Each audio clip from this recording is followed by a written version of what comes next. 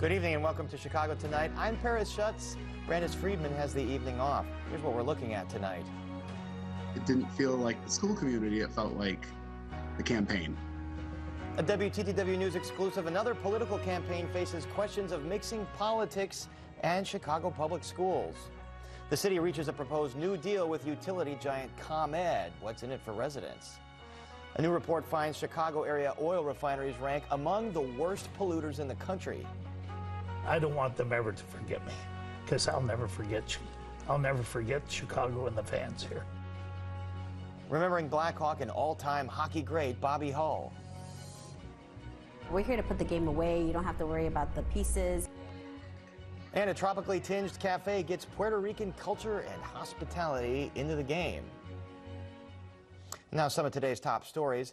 Cook County is not pursuing sex crime charges against disgraced R&B singer R. Kelly. This comes nearly 4 years after he was arrested and charged with multiple counts of sexual assault and abuse. Mr. Kelly is potentially looking at the possibility of never walking out of prison again for the crimes that he has committed. While today's cases are no longer being pursued, we believe that justice has been served and the sentences that have already been handed down to Mr. Kelly, as well as the sentence that will come down next month. Last year, Kelly was convicted in New York and sentenced to 30 years in prison. Months later, he was convicted on multiple child pornography-related charges in a federal court in Chicago. Kelly is scheduled to be sentenced in that case next month and faces 10 to 90 years in prison. A DuPage County Sheriff changes his tune and now says he will enforce the state's new ban of so-called assault weapons. Sheriff James Mendrick faced backlash after making a statement earlier this month that he would not enforce the new law.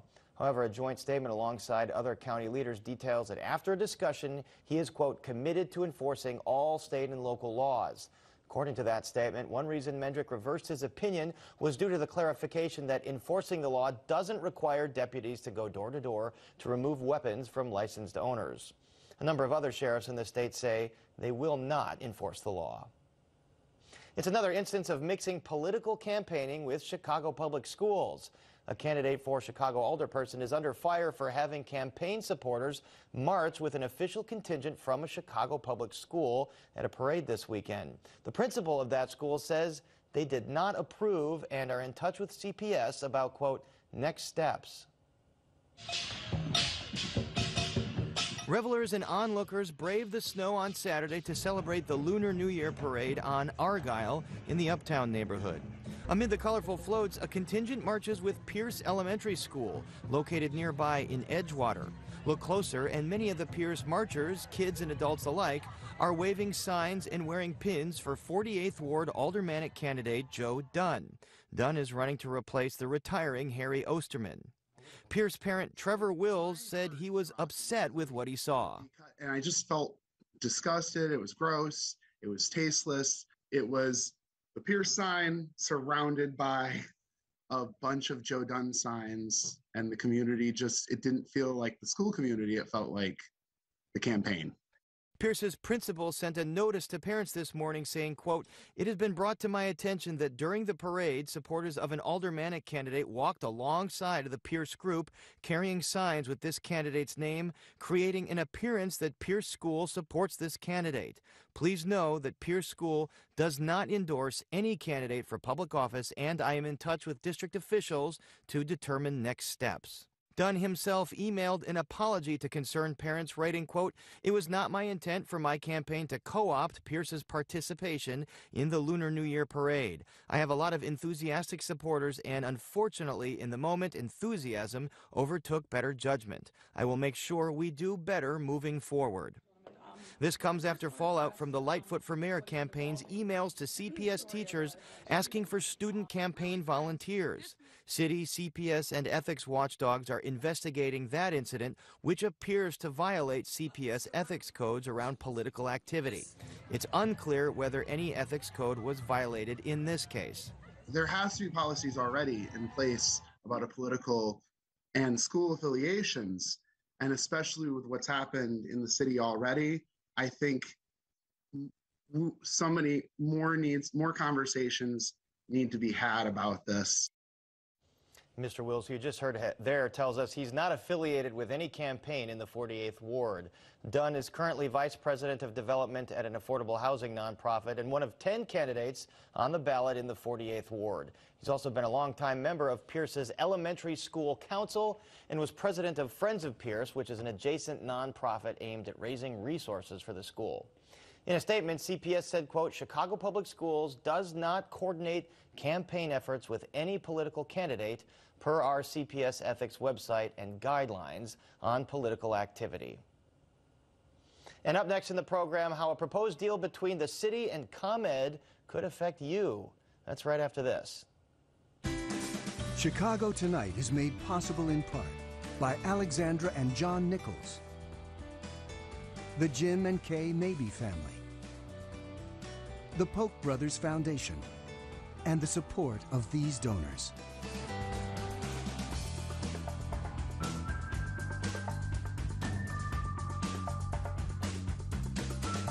Some city council members got their first look at a deal brokered by Mayor Lightfoot to extend ComEd's lucrative city contract for another 15 years. WTTW News reporter Heather Sharon joins us now with what we know about this agreement. Heather, of course, this is the franchise agreement that gives ComEd sole power to power all of Chicagoans' homes and businesses. What do we know about this agreement so far? Well, it will offer Chicagoans, the mayor's office says, $520 million in benefits, including a new $100 million fund dedicated to executing her climate action plan, which is designed to reduce the city's carbon emissions by 62% by 2040. Now, that fund would be administered by a new nonprofit jointly run by the city and ComEd. There are also plans for a new training facility on the west side, which would train 10,000 Chicagoans to work for ComEd, both out in the field and in customer service positions, as well as thousands of dollars more for solar panels and other clean energy projects. And this agreement, or this proposed agreement, replaces a 30-year-old deal that expired 3 years ago. Why did this take so long? Well, there were really two things that hung it up, plus the global pandemic we've all been dealing with. One was, of course, the scandal that engulfed ComEd and toppled former House Speaker Michael Madigan. The firm paid a $200 million fine to resolve charges that they had engaged in this scheme with Madigan that led to a rate hike being passed. There also were concerns about the utility giant's decision to disconnect people during that pandemic, which angered Lori Lightfoot. She halted the negotiations and at one point asked other firms to come in and bid for the city's contract. She never really got any good proposals as far as we know, and that's when they went back to the negotiating table with ComEd. And it's kind of an impossible ask here because it's mostly ComEd's infrastructure here that they're dealing with. So the election, as we know, is about 4 weeks away. Why unveil this now? That is a question that I talked to a lot of older people about today. They're not sure why this is now an emergency to get done, perhaps as soon as March 1st, which is, of course, one day after at least the first round of voting for most city council seats and in the mayor's race. This agreement expired 800 days ago, but is still in effect, at least until one side decides they want out of it or not. Sure, as with most of these things, it was just a coincidence, Heather. What reception did this get from alder people? Because, as you mentioned, they're learning about this plan today. I think the reaction was mostly skepticism. Nobody really knew that this was in the works behind the scenes. There are a lot of questions about why a new nonprofit should have $100 million to spend. Also, 4 people involved in the ComEd scheme are about to go on trial, and I spoke with Alderman Matt Martin, who suggested, what if we learn things about what ComEd did during this scheme that may want us to reevaluate our relationship with the firm? We won't know, perhaps, until it's too late. All right, so this may be no sure thing at this point, Heather. All right, it's be fun to follow. Thanks very much. Thanks, Paris. And you can read Heather's full story on our website. That's WTTW.com/news. Up next, findings about Chicago area oil refineries in a new report, so please stay with us.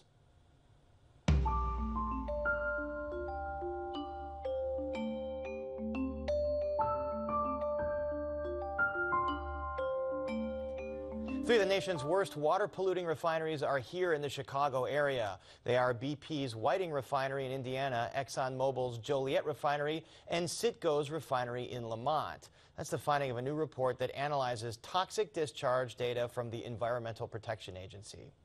And joining us are Democratic State Representative Ann Williams, current chair of the Energy and Environment Committee and a former chair of the Illinois Green Caucus, and Eric Schaefer, co-founder and executive director at the Environmental Integrity Project, which authored this study. Schaefer was the director of the EPA's Office of Civil Enforcement from '97 to 2002. We should note we did reach out to BP, Citgo, and ExxonMobil. BP declined our interview request, Citgo didn't respond, and ExxonMobil said in a one-sentence statement that its refineries are in compliance with stringent local, state, and federal regulations and that they are always working to improve their environmental performance. And we do welcome both of you here for this very important discussion. Starting with you, Eric Schaefer, the key findings of your report, particularly as they relate to the Chicago area. Just to give quick background, refineries discharge about 500 million gallons of wastewater a day, and that wastewater is full of toxins and other pollutants like nitrogen. We picked 3 to focus on: selenium, because it's very toxic to fish even in tiny amounts; nitrogen, which causes algae blooms that suck the oxygen out of water; and chlorides and other salts that are also harmful to aquatic life, but in addition can clog up drinking water treatment systems with salts that have to be removed, and that costs money. Those aren't the only pollutants that refineries discharge. Those are the 3 we focused on, and yes, I think you've already said it. 4 of the top 10 selenium dischargers among the U.S. refineries that we studied that discharge directly to rivers, streams, and lakes are in Illinois, and actually 3 of the top 10 are in Illinois. My mistake.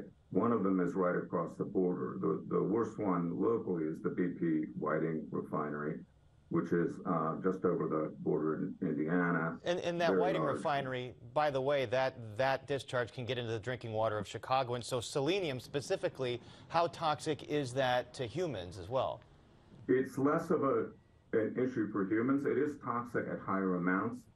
The problem with these discharges is mainly about the damage they do to fish. They inhibit reproduction. You end up with lesions and basically tumors. They're struggling with this problem in the San Francisco Bay Area, where they've studied the impact that selenium has had on the local fish population. So these are less of a direct threat. So these are the toxins you're focused on here. Representative Williams, your reaction to seeing the findings in this report? Well, certainly, Paris, the findings were very concerning.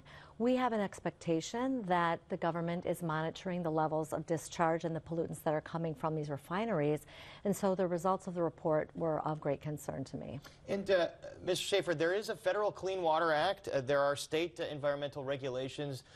Do these discharges fall within the bounds of the regulatory rules?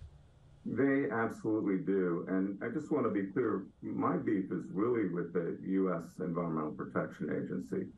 What the Clean Water Act says is pollutants like the ones I've named and many others that refineries discharge are supposed to be limited, subject to nationwide limits that are based on the best available wastewater treatment methods of today. That's something that is in the law. EPA was required to set those standards. What did it do in the early 1980s, way back when Ronald Reagan was in his first term? They picked a few pollutants and set some limits based on late 1970s treatment technologies and stopped there. They didn't cover any of the other pollutants they were supposed to. And what they also failed to do is tune up these limits, make them stricter as the wastewater treatment methods improve. That's written right into the law, and EPA's ignored those requirements. So it's just not being enforced at this point. That Representative Williams, what do you view as the culprit here? Is it the federal EPA, or at the state level does more need to be done by environmental regulators?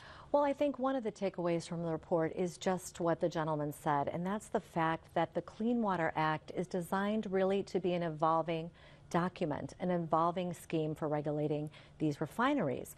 Every 5 years or so, they're supposed to go back, look and assess clean water technology, what advances have been made, and determine whether we should adjust the levels for discharge of chemicals, and that just hasn't been done.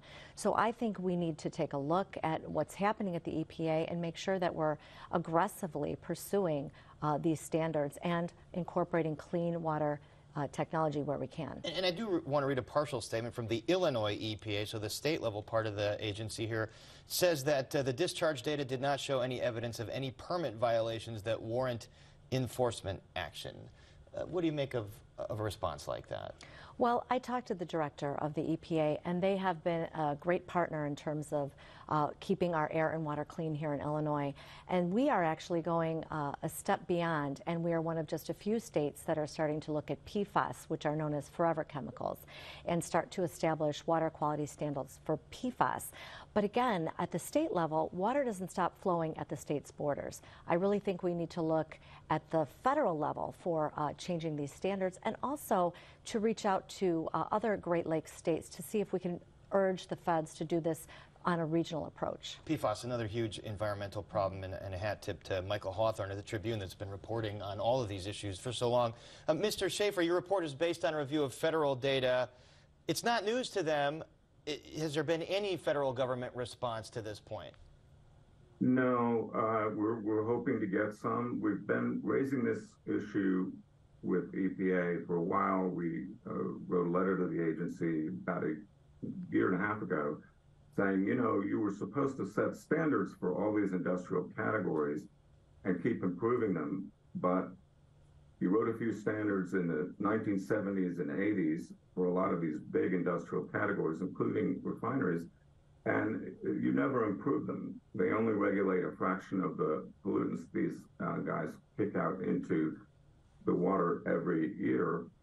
And you need to cover all the pollutants you were supposed to regulate, and you need to bring them up to standard. I think Representative Williams had the law just right when she talked about this requirement to look at the limits and tune them up at least once every 5 years.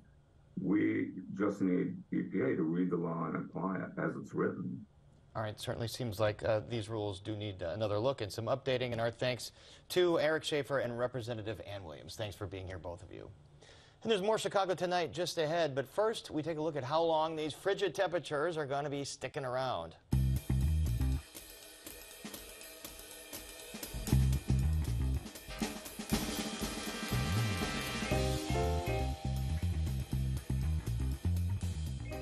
From apples to Yahtzee, just about everyone likes playing board games. But the board game industry often lacks diverse representation.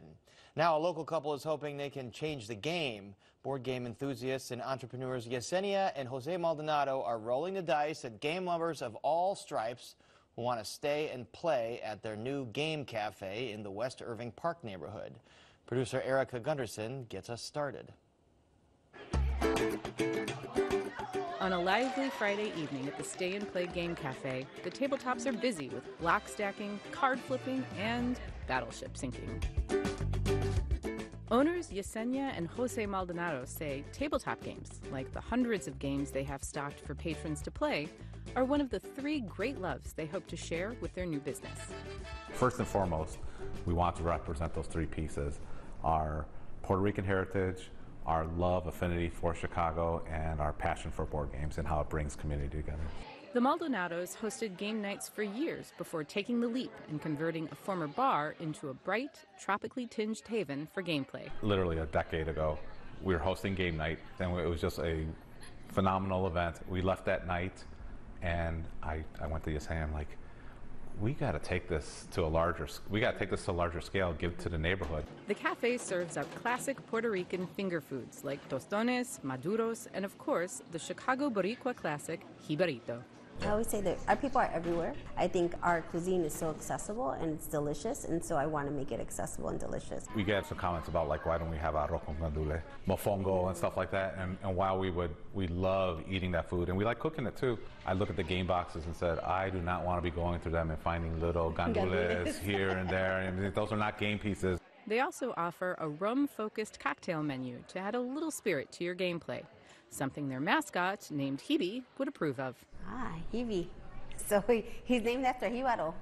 So the Spanish word for people who live in the country in Puerto Rico. So we designed a meeple and made him a Jibaro, and we named him Hebe. And he be doing a bunch of things. He be playing. Yeah, he'd be playing board games, he'd be eating food, he'd be drinking cocktails. He'd be doing everything. Yeah. While the concept of a game cafe isn't entirely new, the Maldonados say their vision is of a place that is welcoming to everyone, from friends to families, and offers culture and connection alongside Clue and Connect 4. We strive to actually build community, so we are no strangers to saying, you've got a party of two, there's a party of three that's taking up a big table. Let's go ask them, can we join the tables? And this really warms our heart. Mm-hmm. They join forces and play a game together. So complete strangers playing together is absolutely what we want to do. And so far, the cafe seems to be getting high scores across the board from its clientele. It's like a home vibe, so I'm Puerto Rican and it just already makes me feel like I'm at home. Chicago lacks that, it really does. There's a lot of bars, there's a lot of lounges, but there aren't any places like this where you could just hang out. Like you can have your café con leche and you can play a game. I love the Maduros. I've only had sweet plantains like one other time in my life and I remember loving them, so it brought me back to that. We are definitely like a game family, like we have family nights. I think that the fact that they have like over 600 games to play, like 2-player games, 3-player games, everybody can play. They have the simplest games, old school games is perfect. If you're in the mood for an epic capitalist throwdown or 4 hours of battling dragons, the Maldonados say they're staying true to their name. We say stay and play, take as many games as you like. You can come here, play our games, have fun, eat our food, and then go home and not have to clean and wash the dish. For Chicago Tonight, this is Erica Gunderson. Looks like a lot of fun. And the Stay and Play Game Cage is having a party game teach and play event coming up. You'll find more info on that on our website. Before Michael Jordan, the most electric athlete in Chicago sports history may have been Blackhawks star Bobby Hull. The Golden Jet, as he was known, thrilled sold-out crowds at the old Chicago Stadium. He was known for his end-to-end rushes and booming slap shot. He scored 604 goals for the Hawks before famously bolting the team for the upstart World Hockey League's Winnipeg Jets. Hull visited Chicago Tonight a number of times, including in 2010. Phil Ponce asked him about coming to the Blackhawks at a very young age. Well, instead of going to college when you were 18 years old, I came to Chicago. You came to Chicago. Okay, so even better. You're 18. You had this. You're in the big city. You're subject to these expectations. Describe what that was like as an 18-year-old coming to the big city in one of the NHL teams. Never realized that I was coming to the greatest city in the world. That was the first thing. It didn't take me long to figure it out that Chicago is the greatest city in the world. And they have the greatest hockey fans in the world. And we were able to build a love affair. They love me, I love them. And for 15 years, they were the greatest 15 years of my life, playing here for the Blackhawks in front of the tremendous Blackhawk fans. Now, your career was at the old Chicago Stadium. Yes. Was there a different vibe at the stadium than what there is now? There was no place like the old stadium. There was never a sphere of action like the old Chicago Stadium. There was something about it, the sound, the smell, everything about the old stadium was contributed to us playing our very best. When that organ bombed and the national anthem was played, and those 22,000 fans just went wild. I used to say, guys, get him in their end, don't let him out, and we'll win in the first period. No, we just saw pictures of you and every other hockey player playing. No helmet, no face mask. Describe how the game has changed from the 50s, 60s, and 70s. Well, I believe we didn't have helmets because back when we were kids, they didn't make helmets that were any good. So we just went out there and played the way real men should play. Yeah, and look at the consequences. You look terrible. Now that wasn't because of a helmet wouldn't have stopped that. I got hit in the bridge of the nose by Bruce McGregor, the heel of his stick. That was and there's another one. Just a little bit of blood. That looks worse than what it was. How do you want to be remembered in your hockey career? I'd like to be remembered as someone that entertained the people royally, got them out of their seats, and I don't want them ever to forget me, because I'll never forget Chicago and the fans here. Hull won a Stanley Cup with the Blackhawks in 1961. He also earned 2 MVP awards. He's a member of the Hockey Hall of Fame and is regularly listed as one of the top 10 hockey players of all time. After a bitter breakup with the Hawks in 1972, Hull was welcomed back to the organization as an ambassador in 2007. Last year, Hull and the team parted company again when he retired from, quote, any official team role. His personal life was filled with controversy. At least 2 of Hull's former wives accused him of domestic abuse, and in 1998 he was quoted by a Russian newspaper making racist remarks. Bobby Hull was 84 years old. And that is our show for this Monday night. Please join us tomorrow night live at 10. Cook County State's Attorney Kim Fox will be here to talk about dropping charges against R. Kelly and much more. And in our latest WTTW News Explains animation, we tell you why Chicago has nonpartisan elections, like the mayoral election. And now for all of us here at Chicago Tonight, I'm Paris Schutz. Thanks for watching. Stay healthy and safe. Stay warm out there and have a great night.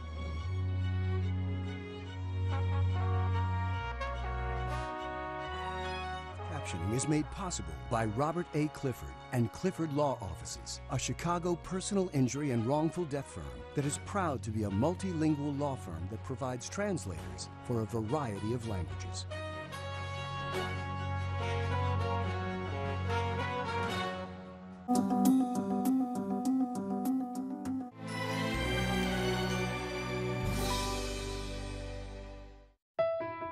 What is the latest we know about the victims here and the search for a suspect? Are they a flight risk? Are they a danger to the community? There are people caught in the middle of the battle over immigration policies. We have some strong leaders in place that's going to turn this village around. Nick, how widespread do advocates say these issues are?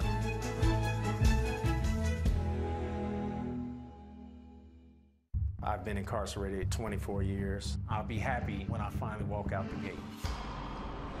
The stigma of who you were never leaves. There's an X for employers, getting housing. Why are you going to deny a person basic civil rights for making poor choices in the past? The first month, I slept with this big old knife under my pillow because of the fear. Restoring people to civility, that is a big task. This